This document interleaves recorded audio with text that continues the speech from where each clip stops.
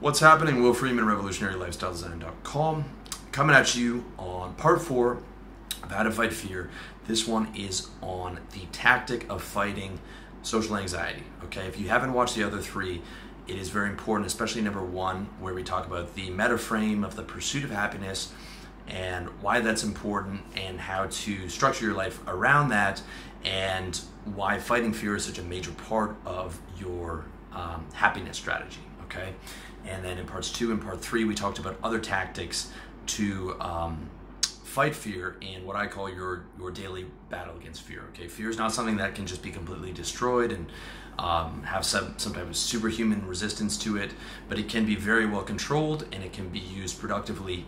And part of how to do that is the tactics that we're going to cover. And today we're covering social anxiety. I've had a ton of requests for this, and this is a very important video because a lot of guys struggle with social anxiety, especially a lot of younger men, a lot of millennial guys. It is one of the big problems in our age for men because we have this hindbrain, this reptilian brain, this ancient brain, which is not equipped for the modern world and social media and all these different facets of the persona that we are pushed to be. Okay, we're pushed to be this idealized version of ourselves and this persona, and to project this image. And we're not evolved for that whatsoever. The fight or flight brain and the fear is evolved to tell us when a predator is in place and to be ready to fight, or potential other tribe and to be ready to fight. Okay, we're not evolved to live around these anonymous strangers that we don't know and having to go to parties and having to meet people and having to do networking for business. And we're not evolved for that, and we've destroyed, we don't have any of the older problems. Okay, we don't have any of the predators anymore, so all those fears have been transmuted into these little social fears to protect this identity that we are we've built up in our mind and that we interact with people on. Okay, so it's almost like a hijacking of the primitive reptilian brain into these social interactions. And it's very unhealthy because we have so many social interactions and there is no logical reason to be in this fight or flight mode and adrenaline and cortisol pumping through your body because, you're going to a party or you're going to talk to a girl. Okay, but because of the way that we've built up our, and are taught to build up our self-esteem and our persona, we equate humiliation at almost the same fear level as being attacked by a predator, okay? Or at least some people do. That's sort of the root cause of this social anxiety and why it's such a big deal in the modern age. However, it can be helped, all right? Now, it can be helped a lot by the other tactics in the video series that's in this video series. Stuff like, thought control and physical state management and supplements and stuff like that. So I want you to check out the other videos as well, but I wanted to do something specific on social anxiety. 2 specific things. Now, it's a mosaic, okay? If you're on top of your diet and you're on top of your state and you're on top of your mental thoughts, your social anxiety baseline, and you get enough sleep, is going to be much, much better, and all those other things. However, there are 2 specific things specific to social anxiety that I want to cover in this video. Number 1 is selective progressive desensitization, and number 2 is avoidance. Okay, so firstly, selective progressive desensitization. Okay, progressive desensitization is basically doing something in baby steps or increments so that you are able to get comfortable with higher levels of fear without overwhelming you. It's like basically doing 1 cold call and then 3 cold calls and then 5 cold calls the next day and then 10 cold calls, that type of thing. However, I say selective progressive desensitization, okay? Because I see a lot of shit like you need to go bungee jumping or take improv so that you can beat your fear and talk to girls. I don't like this because I don't like adding anything else into the mix that is not necessary. It's just like, yes, okay, doing tricep rows or tricep pull downs might help with your bench press a little bit, but the best way to help with your bench press is to bench press, okay? Is to bench press more and to bench press more weight, progressive resistance. Just like, you know, if you want to learn how to cold call better, the best thing you can do is get in there and start doing some cold calls, okay? And it also means that you don't have to go after every fear. You're never going to get rid of all your fears, okay? You just have to get to functional. Like, I'm afraid of heights. If I stand over a cliff, I'll get dizzy and I'll feel uncomfortable. And I look at the guys when I lived in Toronto who used to wash windows, and they'd just be hanging off this little ledge on an 80-story building. And I would rather have a daily knife fight for my job than to do that every day. There would be no possibility of me doing that without, you know, almost passing out every day. It'd be very, very difficult for me to reprogram that fear. However, I used to be afraid of going on airplanes. I went on them enough, and I stopped caring, and I started believing in God a while ago. And, you know, now I can, last time I was on an airplane last month to Laos, I was like falling asleep during takeoff because I just didn't give a fuck at all. That's as functional as I need to be, because that's the only time I need to be up high, really. I don't need to be hanging over a big ass cliff. In fact, it's probably not a smart thing to do. I don't need to go cliff jumping. Not a smart thing to do anyways. Okay, so you don't have to fucking destroy every fear. You just have to destroy or be functional in the selective fears that you're working on. Okay, you don't have to destroy them. You just have to get to the point where you're functional and it's manageable. So if you want to actually talk to girls, then you talk to girls, okay? I recommend the easiest method possible, the slowest method possible to get exposure is online, okay? I always did all right with girls, but it took me a while to get the balls up to do a cold approach. And, you know, I would do them at bars and I would do them at clubs and stuff, but just like a street cold approach took a while. But like, it really helps to get exposure online first, okay? I recommend online exposure. I've got a book called How to Get Laid on Tinder. If you want to know exactly how to get laid on Tinder, which is, you can find it revolutionarylifestyledesign.com/books. But if you are socially nervous and anxiety, that might even be a bit too far for you, you know, but you can take a lot of the tactics and slow them down, or you can check out my other articles on how to get laid online, or you can just get online, get the best pictures possible, message a ton of girls, and just aim to get dates, okay? Don't even aim to get laid. If you are really if you have a lot of social anxiety, just get to the date, and don't even care how the date goes. Just be like, let me last 45 minutes with this girl, and then, or let me last an hour with this girl, or even half an hour. Let me have enough things to say. Let me make conversation, and I'm not even gonna ask her home with me. I'm not gonna ask her, you know, for anything. I just wanna get through this date, and then I'll text her again for another date, and let me get through that too, okay? I highly recommend that before you start doing like street pickup. Street pickup is a fucking, you know, it is something that normal guys don't do. Normal guys have anxiety about that stuff, let alone guys with social anxiety who already have higher levels of social anxiety, okay?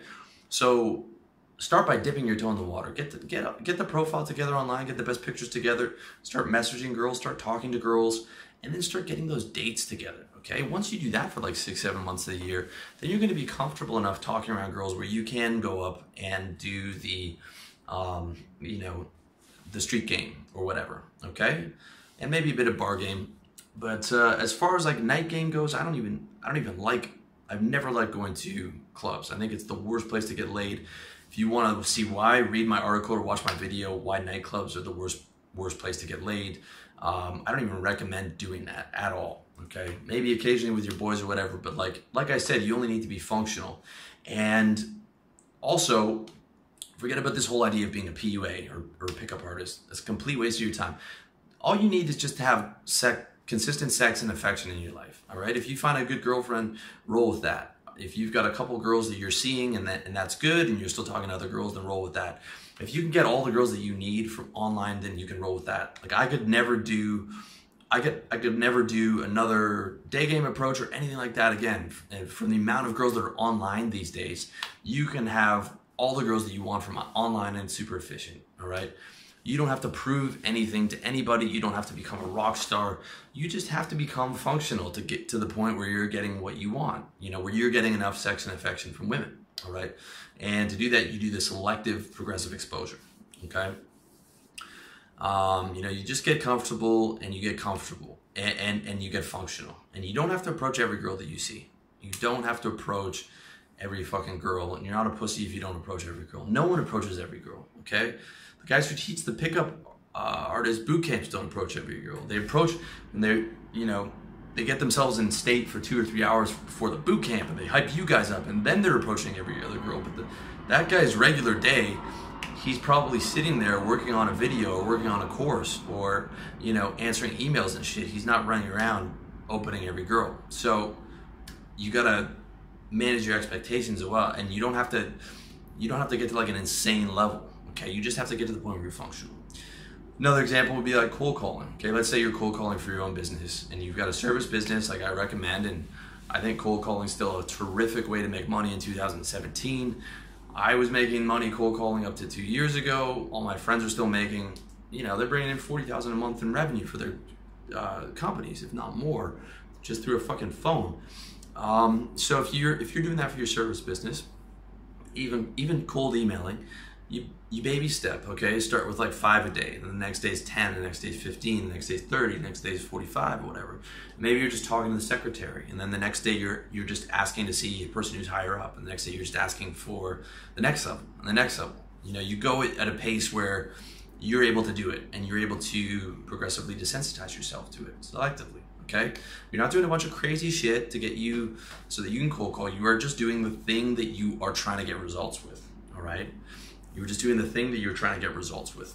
I've seen guys who are introverted who became good salesmen because they just focused on the skill, they progressively desensitized themselves, and they applied their skills. An introvert might have more empathy and might be more sensitive and might have better social understanding of the guy than an extrovert who's just fucking barreling through and were able to be successful, okay? They might have had more anxiety on a cold call than a guy who's extroverted, but they were able to manage it to a point where they got functional. And that's the important part, okay? Getting functional. If you are cold calling for a company or whatever, which I don't suggest you do for the rest of your life, okay? If you look at my book, How to Sell, it tells you how to make money and get the fuck out and get your own business. Or you can just read the free articles on my site, revolutionarylifestyledesign.com, Definitive Guide to Sales. You don't even have to buy the book. You're going to be on the company's plan, and they're just going to, get you used to the job for a few days, and then they're going to put you on like 40 cold calls a day or something like that and scale up from there. And you're just going to have to bite the bullet, and you're going to have a hard first week, but you're just going to have to do it. Okay, when you're doing it by yourself, you have more control and you can more baby step. But you can definitely get functional with cold calling. Believe me, no matter what you think. Third example would be like going to parties. Okay, a lot of guys ask me how to go to parties and stuff like that. Again, I've got a ton of other tactics on controlling your fear that you're going to be able to look at in this video series, but specifically for just like social anxiety, specific situation is just number one, going to the party, saying yes and then going, okay? And then you're going to have a few goals like, okay, let me just make conversation. Let me talk to 2 girls. Let me ask someone for directions here. And you're not trying to do anything except like, okay, let me go for 2 or 3 hours and let me just make conversation with people. And that's it. That's what I'm going to do. I'm just going to, and then maybe the next party you're like, let me go for 4 hours or whatever. Okay. Just to the point where you're like, you get to the point where you're comfortable and you're functional and you're able to do it. That's the idea. Selective progressive desensitization on the specific things that you want to get handled. All right. That's number one. Number 2 is avoidance, okay? Cold calling, never liked doing it, did it anyways. Now I don't do it anymore, and I never will, God willing. It's not something that I wanted to do, and the second I stop getting paid for it, it's not something that I'm going to do, okay? I was functional at it, I was good at it, but I never liked doing it, all right? Picking up girls. Okay, now that's something I'll do when I'm in state, when I'm feeling good, but when I'm out of state, I won't do, Okay, I don't feel like I have to approach every hot girl. I know I can talk to girls on the street. I've gotten myself functional. I've probably gotten myself past functional, past where I needed to be. I've approached a ton of girls, probably spent more time on it than I should have. And I don't feel that approach compulsion. If you look at my article on approach anxiety, which I suggest you check out, or my approach anxiety video, how to approach like a boss, I only approach when I'm in state. Once it's a functional skill, you can just choose not to do it. Okay, once you have, if you have enough women in your life and you're able to get women consistently, you don't have to cold approach at all on the street. You don't have to do anything as long as you're getting the results that you want, okay? And this is an important thing to understand, because if you're a natural introvert, if you're really introverted naturally, there's a good chance you're never going to be Mr. Social Superstar, okay? But I've seen introverted guys, my friend Phil Hawksworth, he's got a bunch of articles on his site, philhawksworth.com, on game for introverted guys. He's an introverted guy. I've seen him pick up a ton of girls. He doesn't talk loud, he doesn't spin them around or anything like that. He just mastered the skill, okay? And, introverted guys, you might not be the life of the party, but you can go to the party and have fun. And you don't have to be the life of the party. You're cool with not being the life of the party. You're cool with not being like super alpha. You're just there to have fun. And that's 100% cool as far as I'm concerned. However, if you don't like going to parties, don't go. You don't have to go to parties. If you don't have to live a life that other people think that you have to live because some other guy's telling you to live that life, all right? I like going out with guys, good friends, okay? I'll go to parties with good friends, I'll go to the bar, but I don't like going to nightclubs. I never did. I can do it. I don't have much anxiety. When I'm in state, I have almost no anxiety, but I just don't like going to a nightclub with a bunch of sweaty, drunk retards. I never did. So I don't do that. You don't have to do anything. Also, I'm going to be 35 this year, all right? There's no way I'm going to be the old man in the club. And you don't have to do anything that you don't want to do, just as long as you're not using fear as an excuse to go without, okay? If you are able to get all your girls from online and you're satisfied with that, you don't have to do any cold approach ever. You don't have to do one cold approach in your life, because it doesn't matter, okay? What matters is the result. What matters is that you are getting it done, all right? So you have 100% permission from me to either not do the things that you don't want to do if you are satisfied and happy with your life and you're getting all the things that you need, or you have permission to transition away from those things, okay? Like cold calling, you can transition your business into getting someone to cold call for you, or moving your stuff online, so you can use online marketing and writing articles and things like, and organic traffic and things like that. Or you can move your game online, all right? You don't have to rely on day game to approach girls. It'd be good if you're able to go up to a girl and approach her. That's a good skill set to have. But if you get that, or maybe even if you don't, you can transition to online. You can not go to parties if you don't want to. Maybe you've got to the point where you have gotten functional. It's probably better if you've gotten functional, and then you just decide, what, I'm not super into this. But you can go out for like small groups of get-togethers with your boys, right? 3 or 4 guys that you're friends with, and go out with them and have a good time and have a few beers. That's mostly what I do anyways, okay? Because when you have work and your business and the gym and all that stuff, you're not gonna have a lot of time for all that shit anyways, okay? Unless you're really young and you're in college or whatever, you've got a lot of other focus. You gotta be up early the next day. You can't be going out to the nightclubs and getting fucked up and going out to all kinds of parties and stuff. You gotta be on your game if you wanna get ahead. So you've permission to just avoid shit that you don't wanna do, as long as it's not negatively affecting your life, okay? If it's negatively affecting your life, then you have to go through that progressive desensitization period, all right? And like I said, I'm 50-50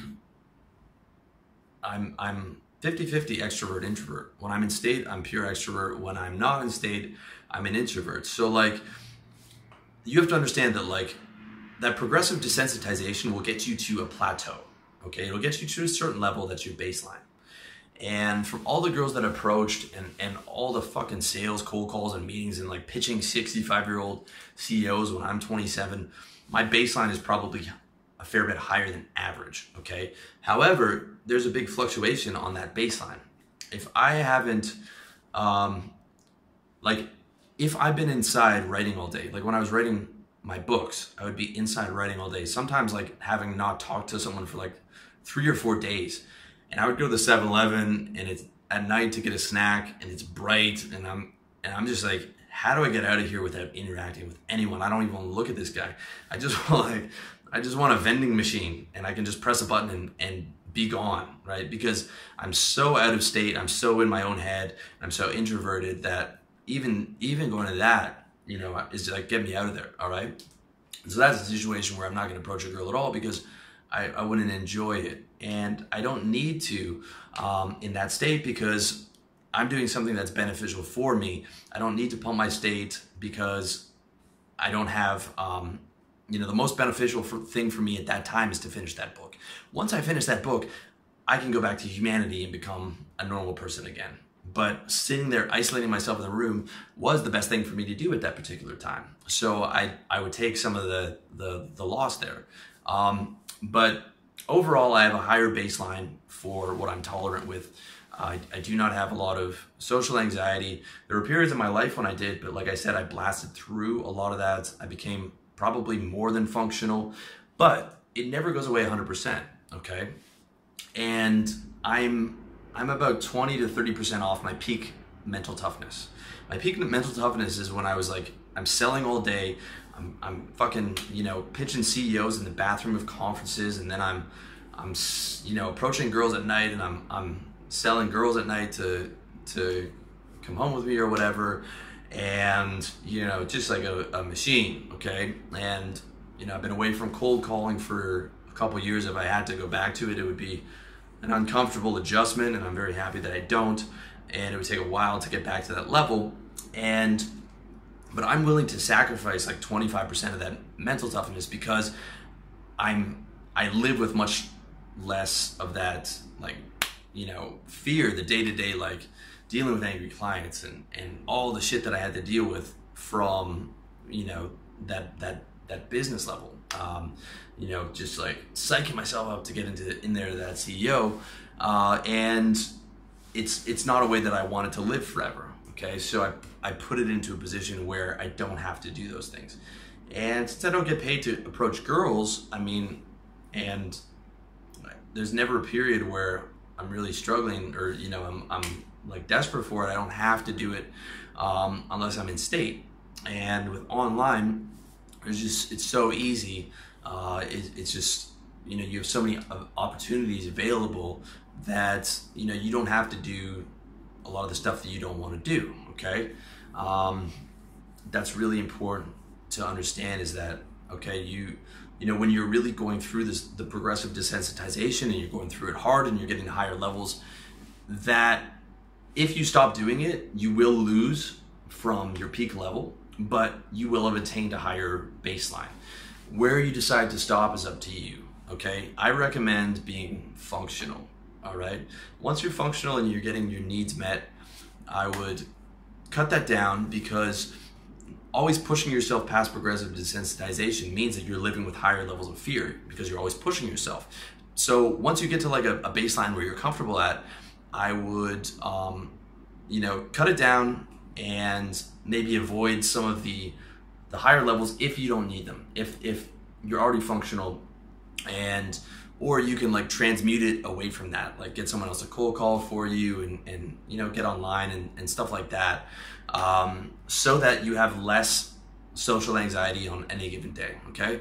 So this is the arc of it. The arc is gonna go like, you're actually gonna get more social anxiety by going through the progressive desensitization period. So it's actually gonna get worse before it gets better. But you get through the period, you get comfortable, you get functional, and then you decide where your baseline is, and then you avoid, you know, the things that you don't want to do. Like if you realize like, I just don't like going to parties, you can avoid that if you're not enjoying it.